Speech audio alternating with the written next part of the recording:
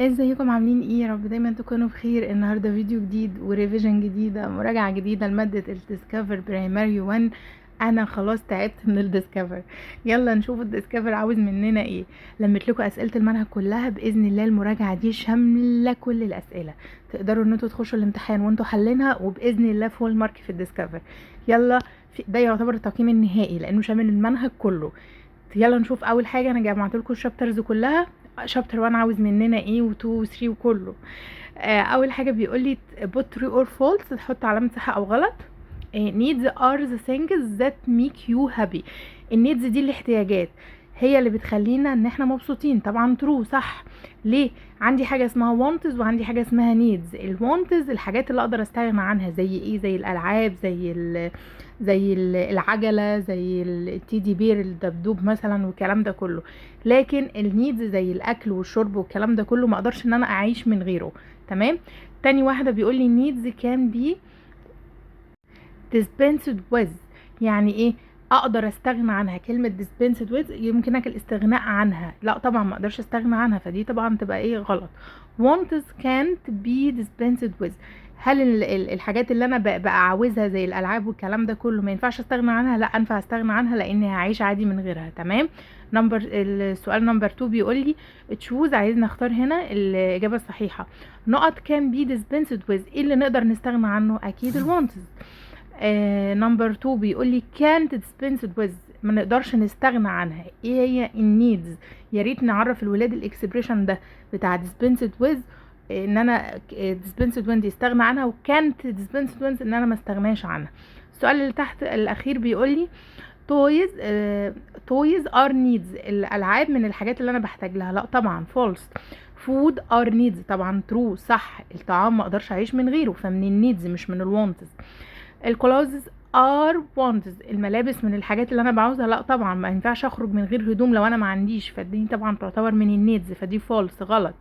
نمبر 4 we buy food from the pharmacy، احنا بنروح نشتري الطعام من الفارماسي. فارماسي يعني صيدلية. لا طبعا، يبقى دي فولس غلط.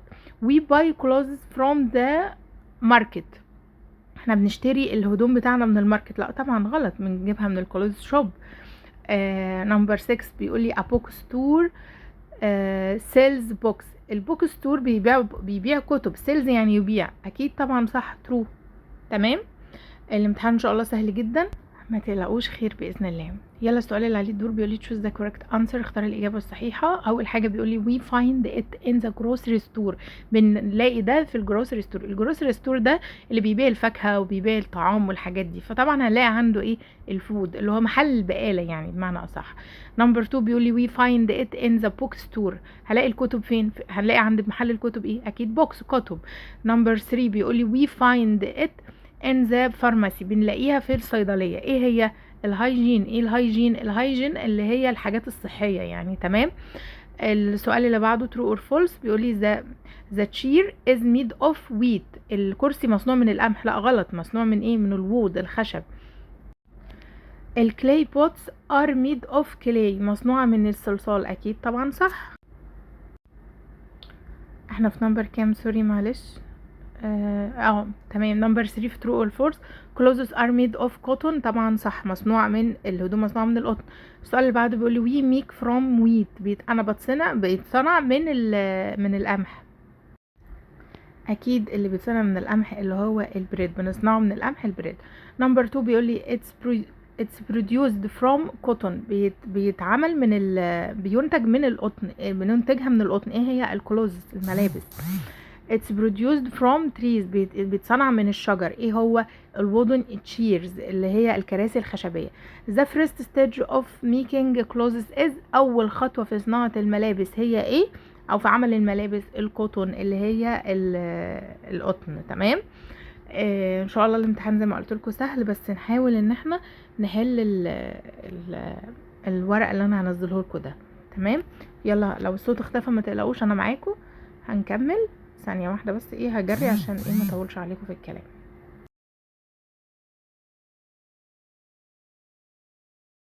يلا بينا نكمل. هنا بيقول لي نقط ثانيه واحده. برضه بيقول لي ده علامه صح او غلط true or false. يلا بينا نشوف. it's better to get rid of old clothes by throwing them in the trash. احنا نقدر من الاحسن او من الافضل ان احنا نتخلص من الملابس القديمه بان احنا نرميها. لا طبعا غلط، نرميها في القمامه يعني، لا غلط false. نمبر 2 it's better to recycle all these clothes، ان احنا نعمل لها اعاده تدوير، طبعا دي true صح. نمبر 3 بيقول لي we can donate all the clothes to someone else، ان احنا نتبرع بيها لحد، فطبعا دي صح. الملابس القديمه نديها لحد مش نرميها. it's better to repair all the clothes، وبرضو ان احنا نصلح الهدوم القديمه دي حاجه كويسه، فطبعا دي صح. choose the correct answer. it's better to not all the clothes، نرميها ولا نحرقها، ولا اكيد recycle ان احنا نعيد تدويرها تاني نستخدمها في حاجات تانية. it's possible not with all the clothes to someone else، ان احنا المفروض نعمل لها ايه donate، ان احنا نديها لحد غلبان نتبرع بيها. تمام، يلا بينا نشوف السؤال اللي بعده true or false. planting cotton in fields، طبعا دي صح. cotton is collected by machines، طبعا صح، بيتجمع بالماشينز.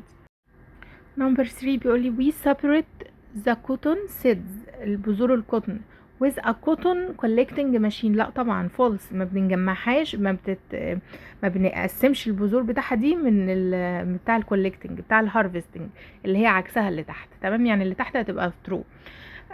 هنا بيقول لي planting cotton in اكيد fields في الحقول. cotton is collected by machines، بنجمعه بالماشينز.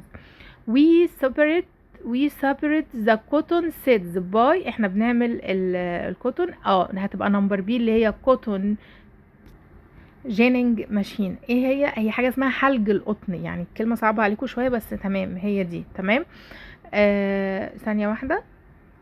نمبر 4 to convert cotton into cloth، not cotton is used separating the seeds، ان احنا نقسم البذور. true or false بيقول لي the fan is used to cool the air، المروحة بنستخدمها عشان تبرد الهواء، صح. the washing machine is used to keep food cold، لا طبعا الواشنج ماشين دي اللي بنغسل فيها، هتخلي الطعام ساقع ازاي، لا غلط. the stove is used to heat food، طبعا صح، الستوف ده اللي هو زي الميكرويف كده. تمام. the washing machine is used to clean clothes، صح، بنستخدمها عشان تنظف الملابس. نمبر 5 بيقول لي the computer is used to find information، صح، بندور عليه على المعلومات، الكمبيوتر بنستخدمه في كده.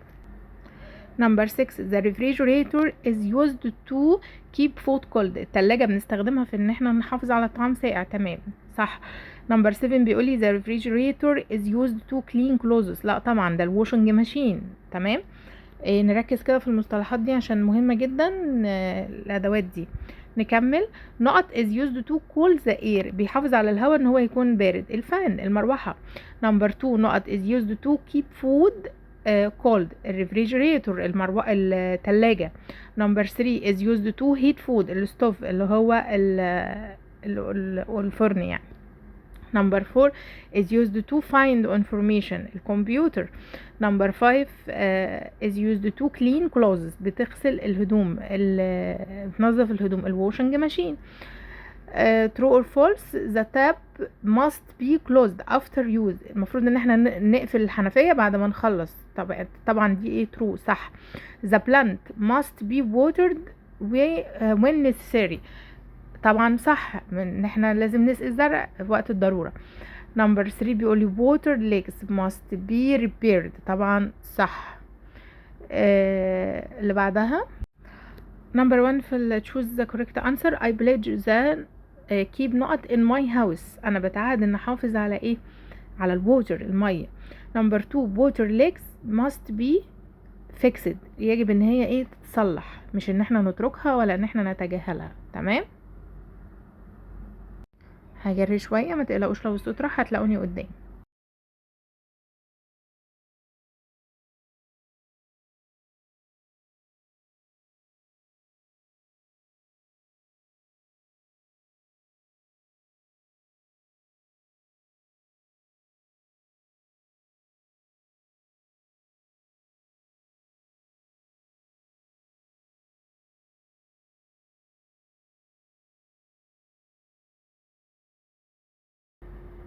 put true or false the butcher cuts meat with a knife، الجزار بيقطع اللحمة بالسكينة، صح.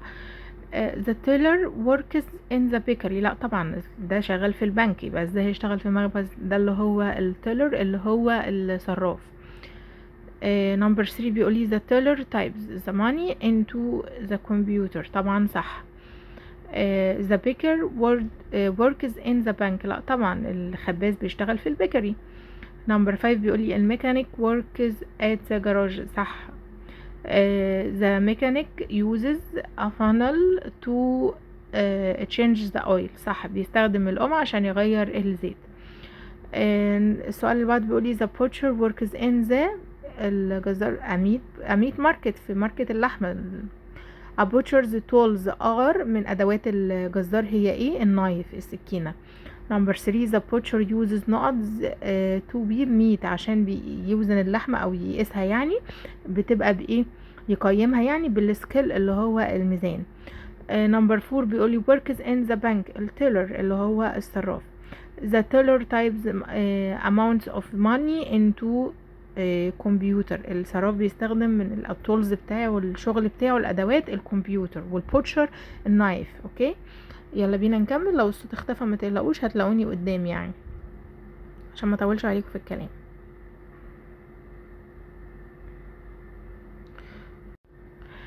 a baker works at the بيشتغل فين البيكر؟ في البيكري، في المخبز. number 7 بيقولي the baker puts the bread in the نقط to cook. بيحط العيش فين عشان يتعمل، عشان يتخبز يعني في الاوفن، اللي هو يبقى اوفن وستوف الاتنين بمعنى واحد اللي هو فرن. نقط works at the garage بيشتغل في الجراج. ايه هو؟ الميكانيكي يعني. number 9 بيقولي the mechanic changes a tire with باستخدام اول واحدة اللي هي الرينج. تمام، اللي هو المفتاح، يعني حاجة زي المفتاح كده. اللي بعده بيقولي the plane is used to transport people. طبعا صح. we use the bus to transport goods. لا طبعا غلط، احنا مش بنستخدم الباصات في كده. اللي بعده بيقولي large trucks are used to transport الشاحنات الكبيرة بتستخدم في نقل الايه؟ الجودز، البضائع. السؤال اللي بعده بيقول both true or false all objects are attracted to a magnet. كل الاشياء بتنجذب للماجنت، المغناطيس. لا طبعا غلط. اللي بعدها there are some objects that are not attracted to a magnet. طبعا صح، لان مش كل الحاجات بتنجذب. attracted يعني ينجذب. nails are attracted to a magnet. المسامير بتتجذب للماجنت. طبعا صح. number 4 plastic is attracted to a magnet. false غلط، البلاستيك ما بينجذبش. wood is not attracted to a magnet. طبعا صح، لا الوود ولا البلاستيك بينجذبوا للماجنت. تمام. number 6 بيقولي a compass is used to determine directions. بنستخدمها في تحديد الاتجاهات. طبعا صح، الكومبس دي اللي هي البوصلة. السؤال اللي بعده not is an object that only metals are attracted to. هو الحاجة هو العنصر الوحيد اللي بينجذب له الماجنت، اللي بينجذب للميتال اللي هو الحاجات المعدنية. number 2 نقط is attracted to a magnet. ايه اللي البيبر سليب اللي هو الدبوس ده. تمام. number 3 بيقول is not attracted to a magnet، ما بينجذبش للماجنت زي ما قلنا البلاستيك. بن دي يعني دبوس يا جماعة، ونيل يعني مسمار. a tool used to determine directions. بنستخدمها في ان هي تحدد الاتجاهات. طبعا الكومبس اللي هي البوصلة. تمام. هنكمل عشان لو الصوت اختفى ما تقلقوش.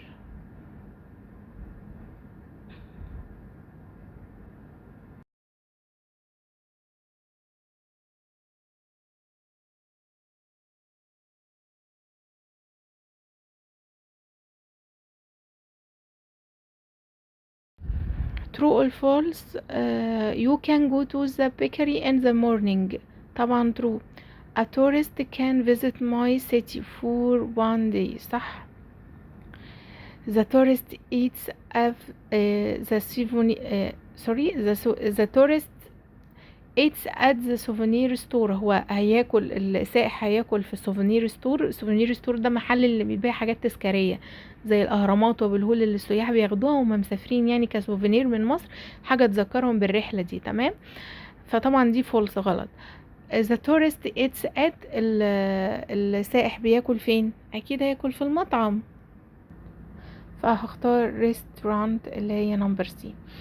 The tourist repairs his car at بيصلح العربية فين؟ أكيد في الأوتو جراج، لأن السكول يعني مدرسة والريستورانت اللي هو المطعم. اللي بعدها health food is to put true or false.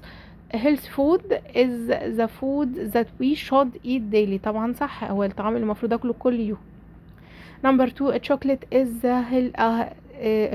is a healthy food. طبعا غلط لأنها unhealthy food. number 3 fruit is unhealthy food. طبعا غلط لأن الفروت healthy food. البينز اللي هو الفول healthy food مش unhealthy food. تمام، خلينا نكمل. هنا بيقول لي نقط in the food that we should eat daily. طبعا الهيلث فود اللي المفروض اكله بشكل يومي. نقط is considered unhealthy food يعتبر طعام غير صحي. طبعا اللي هو الصودا درينكز اللي هي المشروبات الغازية. number 3 is considered healthy food بيعتبر طعام صحي، هو اليوجر اللي هو الزبادي. number 4 بيقول لي is considered healthy food يعتبر طعام صحي. طبعا الرايس لان السويتس unhealthy والكيك unhealthy. but true or false نكمل. we buy bread from the pharmacy. طبعا غلط، بنشتري البريد من البيكري. we buy honey from the grocery store. طبعا صح، بنجيب العسل من الجروسري ستور محل البقالة. number 3 we buy medicine from the pharmacy. بنجيب الدواء من الصيدلية. صح. we buy books from the bookstore. طبعا دي صح. the pharmacist works in the pharmacy. طبعا صح، الفارماسيست بيشتغل في الصيدلية. we buy bread from bakery. we buy books from book store. بنجيب الكتب من البوك ستور. يلا نكمل. we buy medicine from pharmacy. بنجيب الدواء من الفارماسي الصيدلية. the baker works at البيكري شغال في البيكر شغال في البيكري. the pharmacist works at pharmacy بيشتغل في الصيدلية. السؤال اللي بعده ده حلو جدا، السؤال ده لذيذ جدا. اول حاجة بيقولي circle the goods the goods that costs that most اللي التكلفة بتاعتها عالية. طبعا اللي هي ب 50 دي اللي هو التيشيرت، واللي هي ب 40 دي مش عارفة ايه ده، هنعمل عليهم circle زي ما هو قال. draw a triangle around the goods that cost least اللي هي التكلفة بتاعها اقل. هنعمل مثلا على البريد وعلى البوك مثلا او الهاني اللي هو العسل. طبعا بعدها بيقول لي choose the two goods to buy. اختار حاجتين انت هتشتريهم. هقول مثلا I will buy في الاول او الريكتنجل ده مثلا I will buy مثلا honey، هشتري العسل. تمام. it costs بتكلفته بكام، هتبقى هنكتب جنبها 5 LE يعني 5 باوند. تمام، 5 باوند. هنا اللي بعدها نفس الفكرة، هختار البتاع المنتج اللي انا عايزاه وهحط جنبه الاسم فوق I will buy كذا والتكلفة اللي هو السعر ايه اللي هو ايه اللي عليه تحت، وهعمل سيركل على الحاجات اللي سعرها اعلى هرسم تراينجل على الحاجات اللي سعرها اقل. تمام، هنكمل. المنتج الاول اللي انا اخترته هنا كان مثلا العسل. تمام، هنكتب التكلفة بتاعه هنا بلس التكلفة بتاع المنتج التاني مثلا اللي هو البريد، يبقى 7 بلس 5 ومثلا هيساوي كام 12. يبقى مثلا هنقول I need 12 pounds to buy this goods. انا محتاج 12 جنيه عشان اشتري البضائع دي، حسب بقى المنتج اللي انت اخترته يعني. تمام، انا حطيت لكم كمثال يعني. دي تعتبر مسألة زي بروبلم كده كلامية جايبها لهم عشان يعودهم على شكل المسائل بعد كده في الماس والكلام ده كله يعني. تمام، نكمل. لو الصوت اختفى ما تقلقوش.